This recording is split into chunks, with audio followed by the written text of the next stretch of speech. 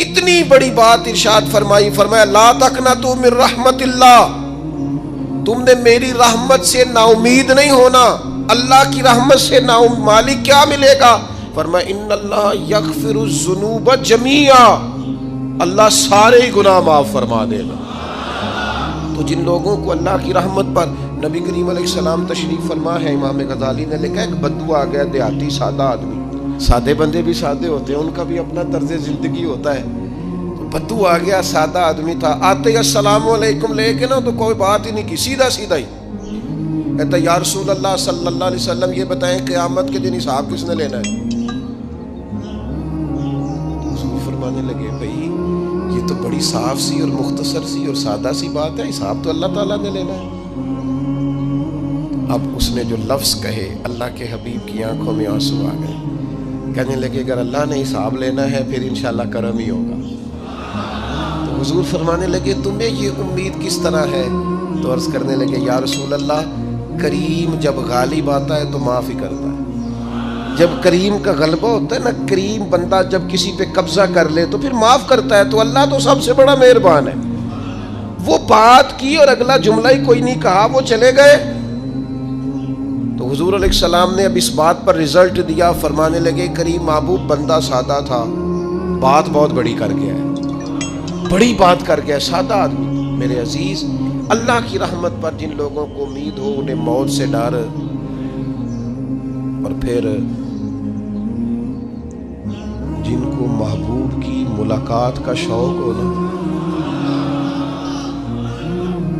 ہم نے جان دے دی وعدہ دیدار پر، ہم سے وعدہ کیا گیا تھا کہ تم مرو گے نا تو تمہیں دیدار ملے گا، تو ہم نے جان ہی دے دی وعدہ دیدار، جان ہی دے دی وعدہ دیدار پر۔ اور پھر فرماتے ہیں نقد اپنا دام ہو ہی جائے گا، فرماتے ہیں ہم نے جان دی ہے اس وعدے پر کہ وہ ملے گا، تو امید ہے کہ یہ سودا ادھار نہیں۔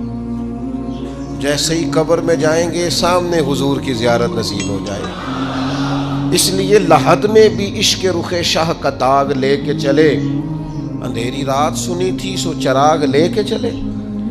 یہ حدیث آپ نے بھولنی نہیں، یہ تنہائیوں میں یاد رکھنے کی روایت ہے، یہ تنہائیوں میں پڑھنے کی روایت ہے۔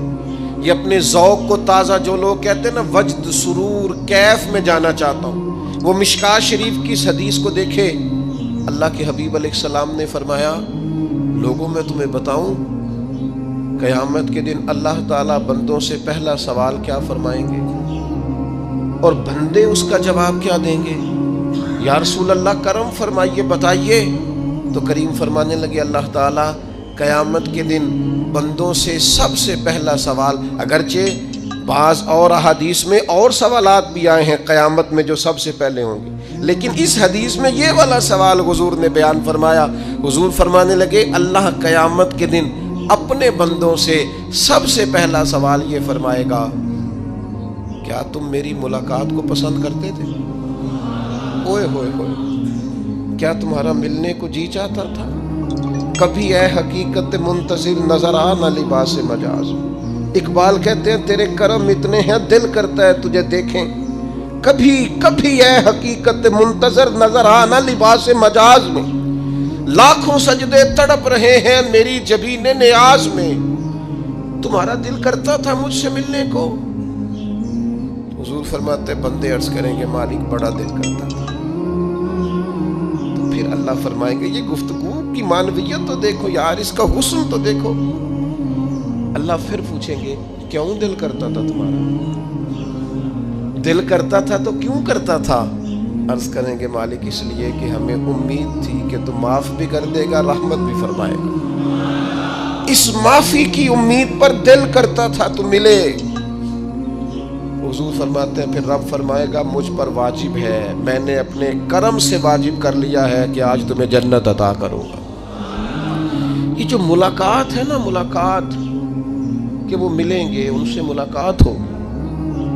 عمر بیت گئی نا نام جپتے، عمر بیت گئی نا تذکرہ کرتے، ہم سے بھی لوگ پوچھتے ہیں کیا کمائی کی، کیا زندگی میں حاصل کیا، تو ہم کہتے ہیں شرق سے غرب تک ملک کے کونے سے لے کر دوسرے کونے تک مدینے والے کی بات کی، حضور کا ذکر کیا ہے۔ نبی پاک کے میں اپنی حیاتی تو قربان تھی، وہاں ساری محمد محمد پکیندے گزر گئی ساری۔ یہ اعزاز ہے، یہ کرم ہے۔ اب کیا ہوتا ہے، گناہگار لوگ اتنا بڑا دعویٰ تو نہیں کر سکتے، لیکن دل تو چاہتا ہے نا کہ چلو جس کا نام لیا ہے اس کی کبھی زیارت بھی ہو، کبھی ملاقات بھی ہو، کبھی نظر کرم بھی ہو۔ کسی نے اپنے محبوب سے کہا تھا کہ ذرا ایک نظر مجھ پہ بھی کیجئے، تو قریب بیٹھے ایک شخص نے کہا یار تو نے بڑا دعویٰ کیا ہے، جو محبوب ہوتے ہیں ان کو تکلیف نہیں دی جاتی، تو کہتا ہے پورا چہرہ ہی تیری طرف پھیرے۔ تو پھر اس نے اس درویش سے پوچھا کہ میں بھلا پھر کیا کروں، میرا دل تو میرا بھی کرتا ہے نا۔ چلو یہ تو آپ کی بات ٹھیک ہے کہ اب میں محبوب سے کہوں کہ اتنی تکلیف کرے کہ میری طرف پورا رخ پھیرے تو ٹھیک نہیں، تو پھر بتائیں میں کیا کروں؟ تو اس نے کہا ان راہوں میں کھڑا ہو جا جن راہوں کی طرف وہ کریم دیکھتا ہے۔ چلو اسی با کردار کو دیکھتے دیکھتے بیچ میں تیرے اوپر بھی نظر، مجھ پہ محشر میں نصیر ان کی نظر پڑ ہی گئی، مجھ پہ محشر میں نصیر ان کی نظر۔ اوئے ہوئے، اللہ کرے آپ کو بھی وہ لطف آئے جو مجھے آ رہا۔ کہتے مجھ پہ محشر میں نصیر ان کی نظر، یہ انتہائی عاجزی ہے کہنے والے کی۔ اس نے بالکل اپنے آپ کو ختم کر کے کہا کہ میں قابل تو نہیں تھا، اور میں پھر تکلیف دیتا کہ میری طرف دیکھیں، اسپیشل میرے لیے وقت نکالیں۔ پر کرم یہ ہوا کہ مجھ پہ محشر میں نصیر ان کی نظر پڑ ہی گئی۔ کہنے والے اسے کہتے ہیں خدا کا کرنا، کہنے والے اسے کہتے ہیں خدا کا کرنا۔ اللہ نے کیا کہ نظر مجھ پر پڑ ہی گئی، اور جب پھر پڑ گئی تو تیری ایک نظر کا کمال ہے اور میری زندگی کا سوال ہے۔ بس جب پڑ گئی تو سو پھر پڑ گئی۔ موت سے وہ بندہ کبھی نہیں ڈرتا جسے ملاقات کا شوق ہو، ملنا چاہے داتا علی اجویری سے اور موت سے ڈرے، ملنا چاہے حضرت غوث پاک جیلانی سے اور پھر موت سے ڈرے۔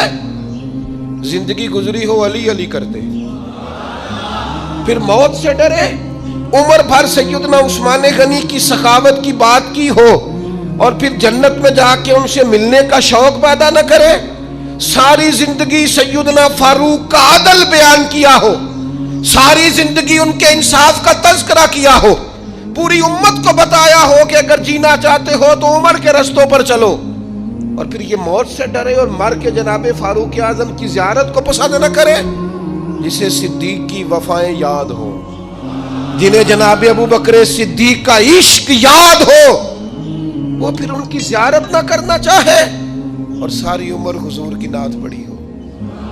مانا نہیں آتا تھا پھر بھی کہا بلغ العلا بکمالہ کشف الدجا بجمالہ حسنت جمیع خصالہ صلو علیہ والہ سے نہیں ترجمہ آتا تھا، پر جب بھی کو پڑھتا تھا یہ بھی جھومتا تھا مولا یا صلی وسلم دائماً۔ میں آپ کو بتاتا ہوں، توتلا آدمی، توتلا اور دیوانہ مجذوب بیچارہ، سمجھ نہیں، توتلا بولنا بھی ٹھیک نہیں آتا۔ مجھے نماز کا سلام پھرا تو وہ جلدی آ گئے، وہ ایک مجذوب آدمی تھے، سادے تھے، تو سلام لی تو کہنے لگے میں گل کرنی سی۔ تو میں نے ان سے کہا کہ تھوڑی دیر کے بعد ملتے ہیں۔ سادہ آدمی ہے، اللہ مجھے معاف کرے، میں کوئی نقل تو نہیں ان کی اتار سکتا۔ اس زبان کو ہم توتلی نہیں کہتے، ہم اس زبان کو بلالی زبان کہتے ہیں۔ یہ بڑی خوبصورت زبان ہوتی ہے، یہ جو توتلے لب و لہجے ہوتے ہیں نا، وہ جب بچہ پوری طور پہ اماں نہیں کہہ سکتا، توتلا ہوتا ہے تو کوئی مزہ آتا ہے اماں کو اماں کہلوانے میں۔ جب وہ پوری طور پر باپ کو بابا نہیں کہہ سکتا اور توتلا ہوتا ہے تو کوئی مزہ آتا ہے کہنے میں۔ وہ جب دادی نانی دادا کہتا ہے تو دادے کا دل کرتا ہے یہ 100 بار کہے، چونکہ اسے کہنا نہیں نہ آتا، لیکن اس توتلاہٹ میں جو اس کو لطف آتا ہے۔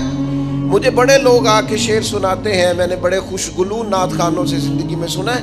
وہ صاحب میرے پاس آئے اور میں نے کہا بعد میں ملیں گے، تو سادہ آدمی ہے، مجذوب ہے، پورا شعور نہیں رکھتا۔ مجھے کہنے لگا مصطفیٰ جان رحمت کے بعد، مصطفیٰ جان رحمت پہ لاکھوں سلام کے بعد، یعنی معنی یہ تھا کہ سلام کے بعد۔ تو اب بڑے بڑے سریلے بندوں سے بھی بندہ سنتا ہے میرا دل کرے، اور میں نے جان بوجھ کے ان سے کہا دوبارہ کیا جائے ذرا، کیونکہ توتلے تھے نا. میں نے کہا تو کہنے لگے مصطفیٰ جان رحمت پہ لاکھوں سلام کے بعد وہ میرے عزیز یاد رکھو ساری زندگی حضور کی نعتیں پڑھی، نبی پاک کے تذکرے سنے، اب موت سے ڈر جائیں؟ حالانکہ موت تو ایک پل ہے، پل سے گزریں گے تو سامنے اللہ کا دیدار بھی ہوگا، مدینے والے کی زیارت بھی نصیب ہوگی. تو زیارت ہوگی اور ہر نظر کانپ اٹھے کہ محشر کے دن خوف سے ہر کلیجہ دہل جائے گا، اوڑھ کر کالا جبہ وہ آ جائیں گے اور سارے محشر کا نقشہ بدل جائے گا. یہ موت کا خوف نکالنے والی چیزیں ہیں، ڈر. اچھا مجھے ایک بات بتائیں، یہ میں امید کی بات کرنے لگا ہوں، چلیں اب یہ بات تو مشکل ہے پر کرنی پڑے گی، مجبوری ہے. کبھی کبھی ابا جی سے مار بھی پڑ جاتی ہے بندے کو، گھر میں کوئی 2-4 لگ بھی جاتی ہیں، تو اس وقت نا جو سب سے بڑا سہارا کسی کو نصیب ہوتا ہے وہ یہ ہوتا ہے کہ اللہ کرے اماں گھر میں موجود ہو. اور میں نے دیہاتوں میں کئی مائیں ایسی دیکھی ہیں جو بیٹے کے حصوں کی مار کھاتی ہیں. ابا نے ڈنڈا لے لیا ہے بیٹے کی غلطی پہ، اب اماں بیچاری سامنے ہو گئی ہے، 2-4 اس نے بھی کھا لی. یہ بات آپ سمجھیں، موت کا خوف نکالنے کے مفہوم میں بات عرض کر رہا ہوں. اماں موجود ہونا گھر میں تو ابا سختی بھی کرنے لگے تو کسی وقت احساس ہوتا ہے کہ جناب یہ سختی نہیں ہوگی کیونکہ میری اماں، اور اماں پوری وکیل بن جاتی ہے، کہنی تو نہیں پتا وہ ہو گئی غلطی، وہ فلانے دے منڈے نے خراب کیتا ہے، حالانکہ ہو سکتا ہے اس نے اس کو بھی خراب کیا ہو، لیکن وہ اماں وکیل ہے، وہ وکالت کر رہی ہے اور وہ بے لوث کر رہی ہے. ہوتا ہے ایسے، اس بات کو سمجھ لیں اچھے طور پر. موت کا خوف نہیں، ڈر نہیں، اس لیے کہ گھر میں ماں موجود ہو تو باپ کا ڈر نہیں ہوتا. تو قبر حشر میں تو رسول کریم موجود ہے، وہاں تو نبی کریم موجود ہے، وہاں تو اللہ کریم اپنی رحمت فرمائے گا بندوں پر. اس لیے خوف نہیں، پینک نہیں، اپنی غلطیوں کا احساس ضرور کریں، اپنے اعمال پر توجہ ضرور دیں، لیکن موت کے خوف تلے دبتے نہ جائیں. انشاءاللہ صبح قیامت کرم ہوگا. میرے نبی پاک علیہ الصلوۃ والسلام نے تو فرمایا ہے بس ہم نے ایمان کامل لے کے جانا ہے دنیا میں. حضور نے فرمایا ہے جس طرح 14ویں رات کا چاند چمکتا ہے اس طرح میرے غلاموں کے چہرے چمکیں گے قیامت میں. اللہ کے رسول صلی اللہ علیہ وسلم فرماتے ہیں جسم کے جن جن حصوں پر وضو کا پانی لگتا رہا وہ قیامت میں چمکیں گے. دور سے لوگ ان کا نور دیکھیں گے، پتہ چلے گا وہ محمد عربی کے غلام آ رہے ہیں. یہ کرم ہوگا صبح قیامت، یہ عطائیں ہوں گی. اس لیے مومن موت سے ڈرتا. سیدنا بلال حبشی رضی اللہ تعالیٰ عنہ، آخری وقت ہے، نزع کا عالم طاری ہے، اور یہ گفتگو دیکھیں غلاموں کی. آپ کی اہلیہ رو پڑی، کہنے لگی ہائے ہائے افسوس. حضرت بلال فرمانے لگے کیا ہوا؟ کہنے لگی افسوس ہے کہ آپ دنیا سے جا رہے ہیں. تو حضرت بلال نے مضمون ہی بدل دیا، سوچ کا زاویہ ہی بدل دیا. فرمانے لگے یہ افسوس کا مقام نہیں، یہ تو خوشی کا مقام ہے. اس لیے کہ میری آج آنکھیں بند ہوں گی، قبر میں کھلیں گی، مدینے والے محبوب سے بھی ملوں گا، حضور کے غلاموں سے بھی ملوں گا صلی اللہ تعالی علیہ وسلم. تو موت تو مقام مسرت ہے، اور اگر یہ مل جائے زندگی میں. ایک بدو ایمان لے آئے، ابن ماجہ میں موجود ہے. حضرت ابو ہریرہ رضی اللہ تعالیٰ عنہ حدیث کے راوی ہیں، فرماتے ہیں ایک بدو ایمان لائے اور انہوں نے حضور علیہ السلام کے ساتھ ہجرت بھی کی. ابن ماجہ میں موجود ہے. تو نبی پاک علیہ السلام نے نا انہیں ایک صحابی کے ساتھ کر دیا، اب ان کے کام کاج میں مصروف ہو گئے ان کے ساتھ. تو حضور علیہ السلام نے نا ایک جگہ سے مال غنیمت آیا، تو طریقہ مبارکہ یہ تھا کہ مال غنیمت میں سب کو حصہ دیا جاتا تھا. اگرچہ وہ جہاد پہ نہیں گئے لیکن حضور نے انہیں بھی حصہ دیا. تو وہ صحابی تو رو پڑے، عرض کرنے لگی حضور میں اس کے لیے تو ایمان نہیں لایا تھا. حضور نے فرمایا پھر بتائیے، گرچہ حضور جانتے ہیں کس لیے لائے تھے. عرض کی حضور میں تو اس لیے ایمان لایا تھا کہ میں رب کی راہ میں لڑوں گا اور میں اپنی جان پیش کروں گا. میں شہادت کے لیے ایمان لایا تھا، مجھے یہ مال دولت نہیں چاہیے. تھوڑی ہی دیر گزری کہ ایک اور مارکے کا اعلان ہو گیا، جنگ کا اعلان ہو گیا. حضور نے فرمایا چلو. وہ گئے اور چند ہی لمحے گزرے کہ وہ میدان میں اترے اور پھر شہید ہو گئے. صحابہ کرام ان کی مقدس لاش مبارک کو اٹھا کے محبوب کے قدموں میں لائے تو نبی کریم نے کیا خوبصورت بات ارشاد فرمائی. حضور فرمانے لگے دیکھو اس نے اللہ کی تصدیق کی ہے تو رب نے بھی اس کی تصدیق فرما دی. اور پھر یہ دو جملے محبوب کہتے کہتے اٹھے اور پھر حضور نے اپنا جبہ مبارک اتارا اور اتار کے فرمایا اس بندے کو نہ اس جبے میں کفن دے دو, اس میں اسے کفن دو, اس لیے کہ تو شہادت کے لیے ایمان لایا, موت کی آنکھوں میں آنکھیں ڈال کے جیا, اپنی زندگی کمزور نہ گزار. مسلمانوں پہ کافر کا رعب طاری ہو گیا ہے. ایک تو ہوتا ہے نا کہ کوئی مدد کرنا, کوئی آگے بڑھنا, فلسطین کا نام تک نہیں لے رہے حکمران زبان سے, ذکر تک نہیں کر رہے, چینل ذکر نہیں کر رہے. اتنا رعب, اتنا کفر کا خوف, صرف اس لیے کہ ہمیں موت کا ڈر ہے. مر جائیں گے تو بستر پہ نہیں مریں گے, بیماریوں سے نہیں مر جاتے لوگ. خدا کے بندو اپنی زندگی میں اتنا خوف اگر موت کا پیدا کر لو گے. حضرت سعید ابن جبیر رضی اللہ تعالیٰ عنہ بہت بڑے فقیہ تھے. حجاج بن یوسف نے بلایا اور کہنے لگا میں تمہیں موت دینے لگا ہوں, مار دوں گا تمہیں. بڑا ظالم آدمی تھا, بڑے لوگ اس نے قتل کیے تھے. حضرت سعید رضی اللہ تعالیٰ عنہ مسکرا پڑے اور غصے میں آیا, کہنے لگا کیوں ہنستے ہو؟ فرمانے لگے تو بڑا بیوقوف ہے, تجھے کس نے کہا زندگی اور موت تیرے ہاتھ میں, یہ تو تب آئے گی جب میرا رب چاہے گا.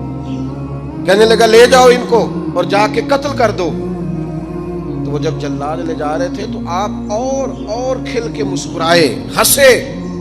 یہ آپ کی طاقت ہے کہ موت کو دیکھ کے مسکراہٹ ہو, لبوں پہ تبسم رقصہ ہو, مسکرائے.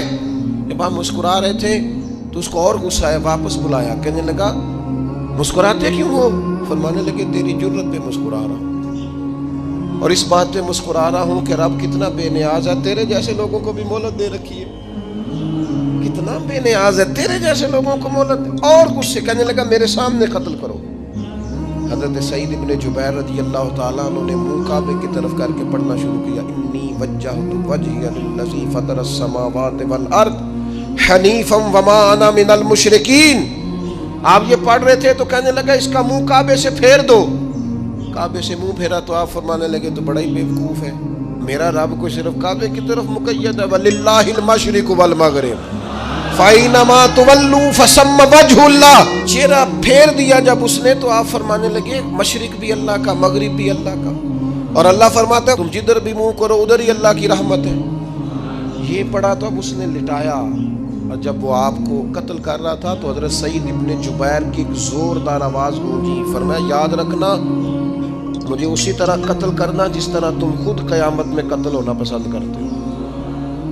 میرا آخرت پر یقین کامل ہے, محشر میں عدالت لگے گی, میں تمہیں قتل کروں گا میں. حضرت سعید ابن جبیر کی وہ جرت تھی کہ دربار سارا لرز گیا حجاج کا. حضرت سعید ابن جبیر رضی اللہ تعالیٰ عنہ کہنے لگے اللہ اسے میرے بعد کسی پر مسلط نہ کرنا, میرا قتل آخری ہو, میرے بعد نہ ہو. ڈر گئے لوگ, سہم گئے. اور وہ جو جلاد آپ کو قتل کر رہا تھا اس کے بھی ہاتھ کانپ رہے تھے. اتنی جرت, موت کا ایک منٹ کے لیے خوف نہیں.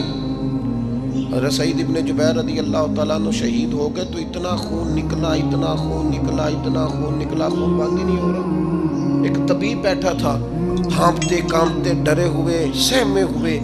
حجاج کہنے لگا اسے اتنا خون؟ تو کہنے لگا بادشاہ میں نے سالوں مریض دیکھے ہیں, اس کو پتہ چل جائے نا مرنے والا ہوں وہ تو اتنا خوف میں آتا ہے, پہلے ہی اس کا سارا خون جم جاتا ہے اور سکڑ جاتا ہے اور اس کا خون جل جاتا ہے.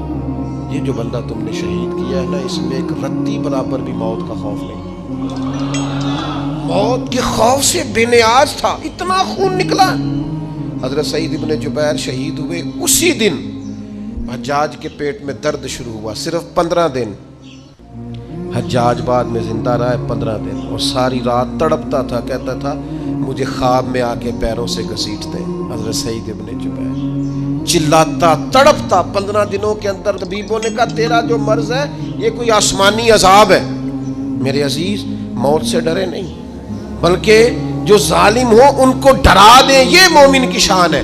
اپنی زندگی کے اندر سے موت کا خوف نکال دیں، تاکہ زندگی کے جو دن ہیں وہ جیے تو جا سکیں، وہ انسان مضبوطی سے وقت سے گزار سکے۔ حضرت علی شیر خدا رضی اللہ تعالیٰ عنہ نا وہ جیکٹ نہیں پہنتے تھے جنگی، جو کمر پہ پیچھے لوگ پہنتے تھے نا، تلوار کوئی مارے تو زخم نہ ہو۔ تو کسی نے مولا علی شیر خدا رضی اللہ تعالیٰ عنہ سے فرمایا پشت پر آپ وہ جیکٹ نہیں پہنتے لوہے کی؟ آپ فرمانے لگے پشت تو دکھانی نہیں تو کہنے لگے موت سے ڈر نہیں آتا؟ فرمایا بالکل بھی نہیں، اور فرمایا مجھے بالکل ڈر نہیں آتا کہ میں موت پر آ گروں یا موت میرے اوپر جا گرے۔ ہم تو شہادت حضرت خالد بن ولید رضی اللہ تعالیٰ عنہ ایک دن نوجوانوں کو خطاب کرتے کرتے کہنے لگے موت سے کبھی نہ ڈرنا، میں نے ساری زندگی جنگوں میں گزاری ہے، میرے وجود پر ایک ذرہ بھی جسم کا حصہ ایسا نہیں جس پر زخم نہ ہو۔ اور جو کہتے کہتے رو پڑے، فرمانے لگے یہ بات کرتے کرتے رو پڑے، فرمانے لگے دیکھ لو زندگی ساری میدانوں میں گزاری ہے، لیکن شہادت اللہ تعالیٰ نے میرے لیے وہاں نہیں لکھی تھی، یہاں اللہ تعالیٰ نے اپنی رحمت کے لیے موت میرے لیے لکھی تھی۔ تو یہ تو اللہ کا کرم ہے۔ قریب ایک بزرگ صحابی اور بیٹھے تھے، فرمانے لگے آپ کی نیت شہادت کی تھی، انشاءاللہ آپ قیامت میں شہیدوں میں ہی کھڑے کیے جائیں گے۔ تو میرے عزیز خوف نہیں موت کا۔ آخر میں 2-3 گزارشات عرض کرنی ہے۔ ایک تو میری آپ سے گزارش ہے، جنہوں نے ابھی تک قرآن مجید کی تلاوت شروع نہیں کی، وہ ابھی سے آج سے 10 منٹ ٹائم ہو تو مسجد میں بیٹھ کے ایک رکوع پڑھ کے جائیں، قرآن مجید نہیں چھوڑنا۔ رمضان کا تعارف یہ ہے کہ شہر رمضان الذی انزل فیہ القرآن، تو قرآن مجید سے دلچسپی۔ دوسری میری گزارش ہے راشن بانٹنے والوں سے بھی کہ مہربانی کریں لائنوں میں لگانا چھوڑیں، اور لینے والوں سے بھی میری عرض ہے کہ اللہ تعالیٰ سارا سال عطا کرتا ہے، 3-4 ہزار کے لیے کیوں اپنے آپ کو آپ تکلیف میں ڈالتے ہیں؟ سارا سال اللہ دیتا ہے۔ اور پھر میری آپ سے یہ بھی اپیل ہوگی کہ طبیعتوں میں حلم پیدا کریں، بردباری پیدا کریں، یہ بڑی ضروری چیز ہے۔ مثبت سوچیں لائیں، روزہ ہماری تربیت کرتا ہے۔ اور پھر آپ سے یہ بھی اپیل کروں گا رمضان شریف کی مقدس گھڑیوں میں صرف اپنے لیے نہیں سوچے، امت کے لیے سوچیں، بالخصوص فلسطین کے مسلمانوں کے لیے کم از کم دعا مومن کا ہتھیار ہے، وہ تو جم کے کریں اللہ کے حضور۔